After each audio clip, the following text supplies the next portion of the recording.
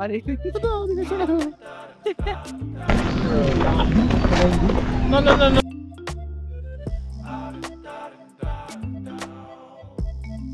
এই লাগতে বলে আমি এইসব দেখি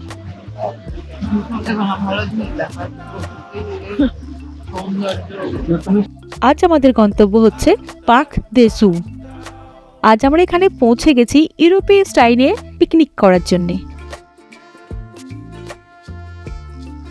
বনজোর, বিএনভেনিউ সুমাসেন, তার মানে নমস্কার সবাইকে, স্বাগত জানাই আমাদের চ্যানেলে। যেহেতু আজকের ব্লগটা ফ্রেঞ্চ পিকনিকের উপর করার চেষ্টা করেছি, তাই ভাবলাম ভিডিওর প্রথমটা না হয় একটু ফ্রেঞ্চ বলেই স্টার্ট করি। আদৌ বলতে পারি না।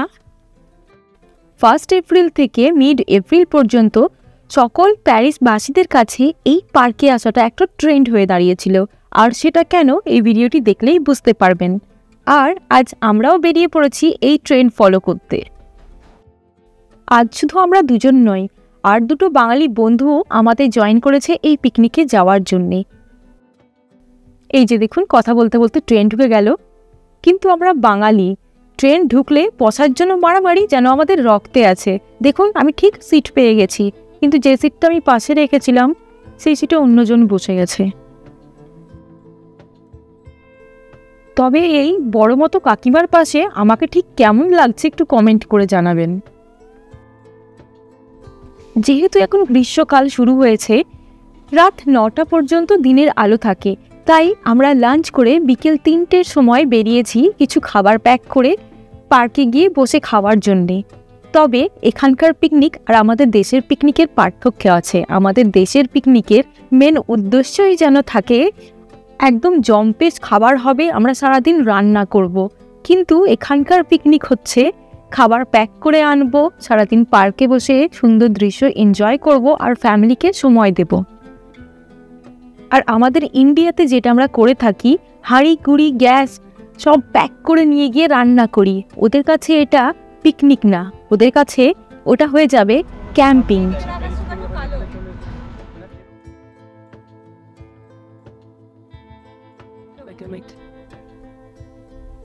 পার্কে ঢোকার ঠিক আগের মুহূর্তে আবার মনে করিয়ে দিই, আমার চ্যানেলে যদি আপনারা নতুন হন প্লিজ একটু সাবস্ক্রাইব করে দেবেন।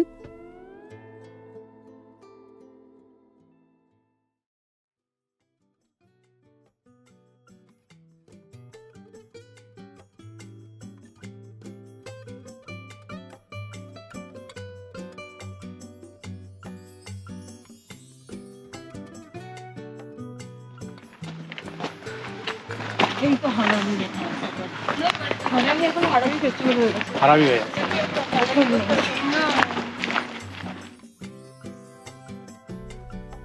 আমাদের দেশের ঠিক উল্টো আবহাওয়া হচ্ছে এই ইউরোপীয় দেশগুলির।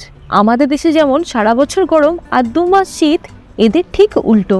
এদের সারা বছর ঠান্ডা আর 2 মাস গরম। সেজন্য এরা রোদ উঠলে সেই দিনটাকে উপভোগ করতে ছাড়ে না। আরও দেখেছি এরা গরম পড়লেই পুরো বছরের ছুটি একসাথে নিয়ে নেয়, মানে টানা 1 মাসের ছুটি নিয়ে নেয় আর পরিবার সহ ঘুরতে চলে যায় অন্য কোনো কান্ট্রিতে।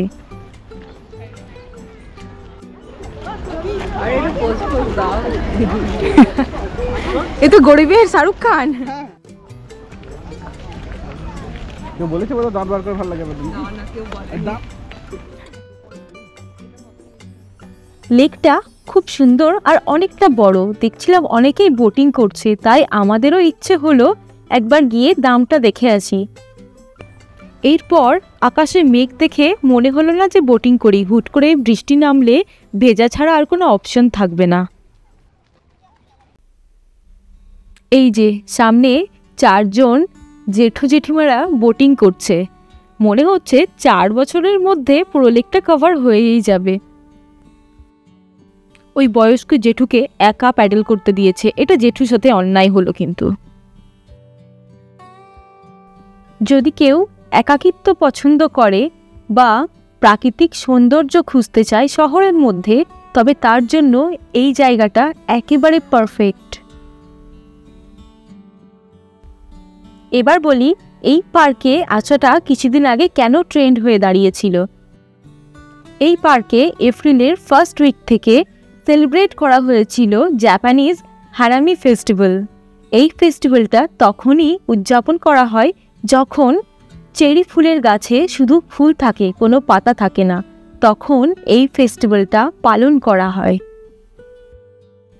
এই রিবনগুলোর মধ্যে ওরা বিভিন্ন রকমের তাদের ইচ্ছে লিখে রেখেছে। শুধু তাই না, আরও লিখে রেখেছে কাছের মানুষের নাম, তারপরে এই চেরি গাছে বেঁধে দেওয়া হয়েছে। যখন এই ফেস্টিভ্যালটা পালন করা হচ্ছিল তখন আমরা দেশে ছিলাম, আসতে পারিনি, কিন্তু প্যারিস ফেরার পরই আমাদের ইচ্ছে ছিল এই পার্কে অবশ্যই আসব। কিন্তু যখনই ছুটির দিন মানে শনি রবিবার পরে আকাশের মুখ হয়ে যায় ভারী বেজার, কোথাও বেরোনোর উপায় থাকে না, তাই এই সপ্তাহে আমাদের আসতেই হতো। ভেবেছিলাম যাই হোক এই সপ্তাহে তো যাবই। বোঝার চেষ্টা করছি, কচু বুঝবে ও। এই যে সামনে বাঙালি বাবু, ফ্রেঞ্চ তো বোঝে না, তাও বোঝার চেষ্টা করছে। গান রেখে বোঝার চেষ্টা করছি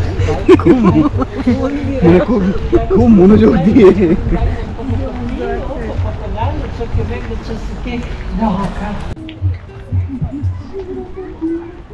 রিবনগুলোর মধ্যে সব ফ্রেঞ্চে লিখে রেখেছে, পড়তে পারি না তাই বুঝতে পারলাম না কি আছে। একটু জোরে হাওয়া দেওয়াতে চেরি ব্লসমগুলো সব উড়ে পড়ছে, হাওয়ায় ভাসছে।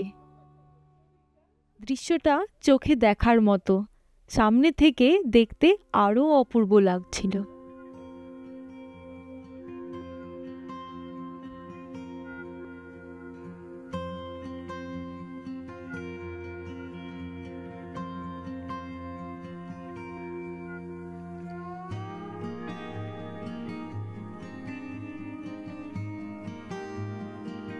যাক, এবার জাপানিজ ফ্রেঞ্চ সভা শেষ হলো, আমরা একটু আগের দিকে এগোতে পারবো।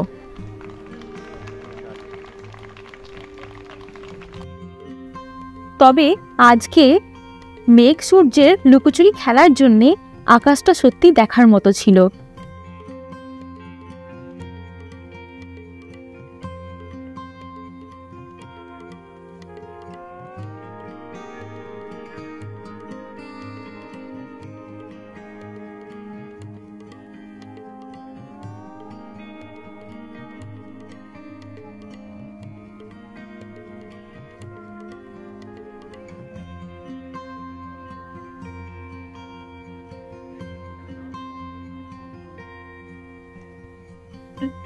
এবার আমাদের বসে খাওয়ার মতো একটা জায়গা খুঁজতে হবে।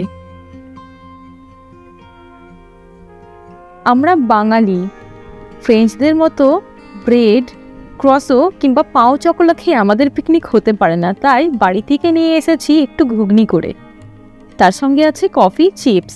হ্যাঁ, মুড়িটা আমার জায়গা হয়নি, নয়তো মুড়ি ছাড়া ঘুগনি একটু আমার কাছে অসম্পূর্ণ লাগে।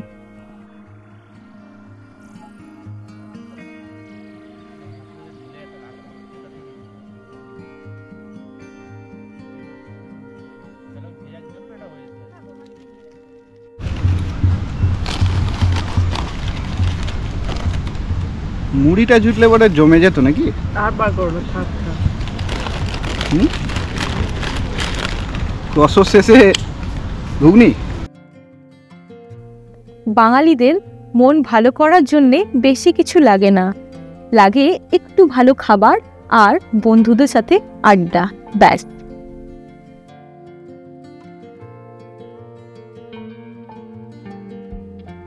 প্যারিসের আবহাওয়ার কোনো ভরসা নেই, এই বৃষ্টি, এই রোদ্দুর।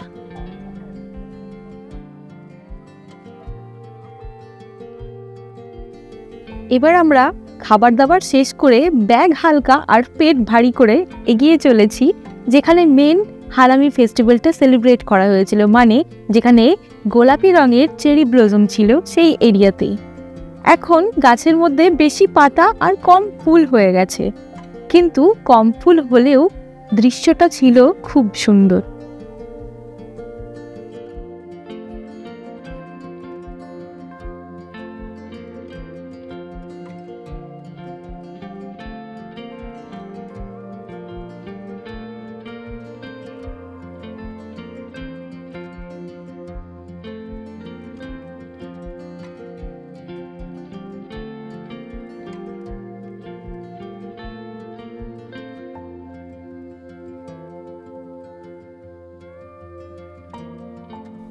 এই পুরো এরিয়াতেই যে গাছগুলো পরপর দেখতে পাচ্ছেন সবগুলোই চেরি ব্লসম গাছ। মানে ভাবুন, যখন শুধু গাছে পাতা ছিল না, শুধু ফুল ছিল, তখন দেখতে এই জায়গাটি কেমন লাগছিল। স্বর্গের থেকে কম হবে না হয়তো।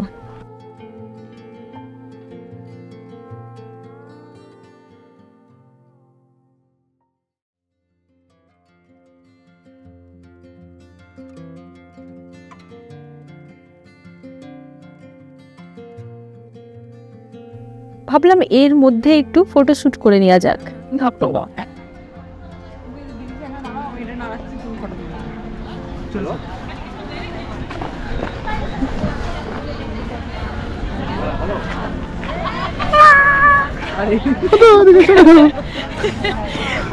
আচ্ছা না না না, এদিকে এসে, এদিকে এসে, এখানে এসে, এখানে এসে, এখানে এসে, এখানে এসে, এদিক এখানটাই। ডালটা নাড়াও। এই তো এই তো। তুমি কি এরকম করো নিচে এরকম?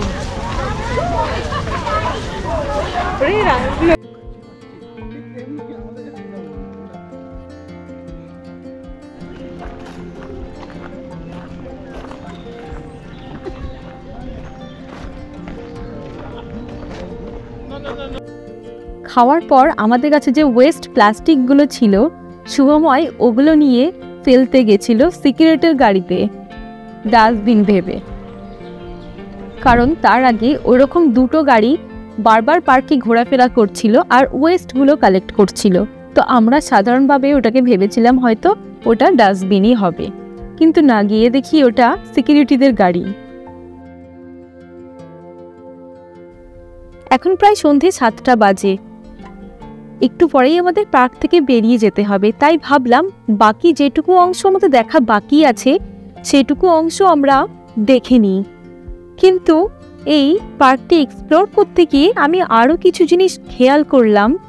ইউরোপীয় যে মা বাবাগুলো আছে তারা কিন্তু আমাদের দেশের মা বাবার মতো বাচ্চাদের হাতে ফোন দিয়ে পার্কে বা বাড়িতে বসিয়ে দেয় না। তারা তাদের উৎসাহিত করে বিভিন্ন রকমের খেলাধুলাতে অংশ নিতে, সাইকেল চালাতে, বোটিং শেখাতে, আরও বিভিন্ন রকমের স্পোর্টস শেখাতে তারা তাদের বাচ্চাদের আগে ঠেলে দেয়। এই ইউরোপীয় পেরেন্টসরাও খুব অ্যাক্টিভ হয়। ছুটির দিন প্রায় দেখি বাবা মারা তাদের বাচ্চাদের সাথে ফুটবল খেলছে। এগুলো আমাদের দেশে ভাবাই যায় না হয়তো। আর একটা জিনিস, ইউরোপীয়দের আর একটা লাইফস্টাইল আমার খুব ভালো লাগে। এদের পার্সোনাল আর প্রফেশনাল লাইফটা পুরোই আলাদা।